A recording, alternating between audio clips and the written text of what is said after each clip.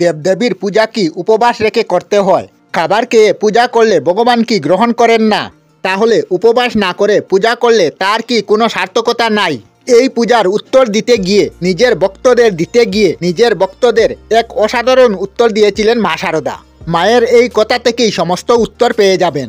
শুধু মা শারদা নয়, এই বিষয়ে শ্রী রামকৃষ্ণ দেব ও তার ভক্তদের এক চমৎকার এক উত্তর দিয়েছিলেন। আজকের এই ভিডিওয় জানবো সেই কথাই। শারদামণি হলেন শ্রী রামকৃষ্ণ দেব পরমহংসের ধর্মপত্নী। সকলের প্রতি অপার করুণা ও দয়া ছিল মা শারদার। সবাইকে তিনি নিজের সন্তান রূপে জ্ঞান করতেন। ভক্তি শ্রদ্ধা সহকারে নিয়মিত ঠাকুরের পূজা করতেন মা শারদা। তার একজন কনিষ্ঠ শিষ্য ছিলেন বাল্য বিধবা সুবাসনা দেবী। শোনা যায় মায়ের সঙ্গে একবার দেখা করতে এসে বিভিন্ন কথায় সুবাসিনী দেবী জানান তিনি নিরম্ব উপবাস রেখে দেবদেবীর উপাসনা করেন। এই কথা শুনে মা শারদা রীতিমতো অবাক হয়ে যান। তিনি সুবাসনা দেবীকে বললেন, আত্মাকে কষ্ট দিয়ে কখনো কোনো আরাধনা সন্তুষ্ট হতে পারে না। সম্পূর্ণ উপবাস থেকে অর্থাৎ না খেয়ে পূজা করলে মানুষের আত্মা কষ্ট পায়। তাই মনকে শুদ্ধ রেখে একনিষ্ঠ ভক্তি শ্রদ্ধা সহকারে খেয়ে পূজা করলেও কোনো ক্ষতি হয় না। মায়ের কথায় আত্মা যদি খেতে চায় তবে তা অবিলম্বে খেতে দেওয়া উচিত। আত্মাকে অভুক্ত রাখার মানে গুড় অপরাধ। এতে আত্মা খুবই কষ্ট পায় আর কাঁদে। সুপ্রাচীন কাল থেকে আমাদের ভারতবর্ষে পূজা অর্চনা নিয়ে নানা ধরনের কুসংস্কার রয়েছে। এই সব কিছু যুক্তিতর্ক দিয়ে বিরোধিতা করেছিলেন মা শারদা। তিনি বলতেন, খেয়ে দে দেহকে ঠান্ডা করে নিয়ে তবে ঈশ্বরকে ডাকো, তাহলেই কখনোই মনের একাগ্রতার অভাব হবে না। ঈশ্বরের কাছে তোমার প্রার্থনা এক ডাকেই পৌঁছাবে। শুধুমাত্র মা শারদা নয়, ঠাকুর শ্রী শ্রী রামকৃষ্ণ পরমহংস দেবও বলতেন, খেয়ে দে পূজা করাতে কোনো দোষ নেই, বরং পেটে ক্ষুধা থাকলে খাবার দিকে মন থাকে। কিন্তু বড়া পেটে পূজায় বসলে মন স্থির থাকবে। তাহলে পূজায় উপবাসের কি মূল্য নেই? এই প্রশ্নের উত্তরে শ্রী রামকৃষ্ণ ঠাকুর বলতেন, পূজা কি জিনিস, তাকে কি দিবে?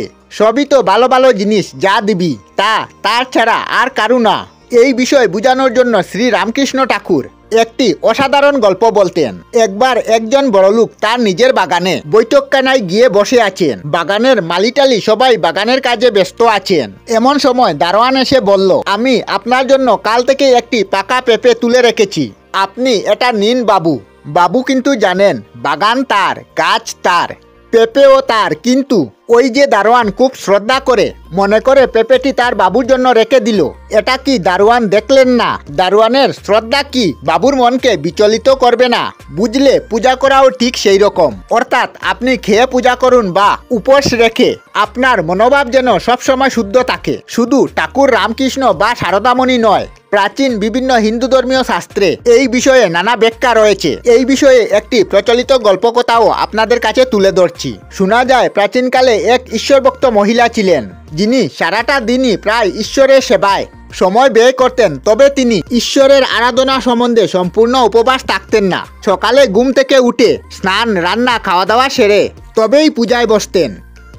আমরা আমাদের চ্যানেলে সব ধরনের ভিডিও আপলোড করি, যেমন ব্লগ, নিউজ, কুকিং ভিডিও, ধার্মিক আলোচনা ইত্যাদি।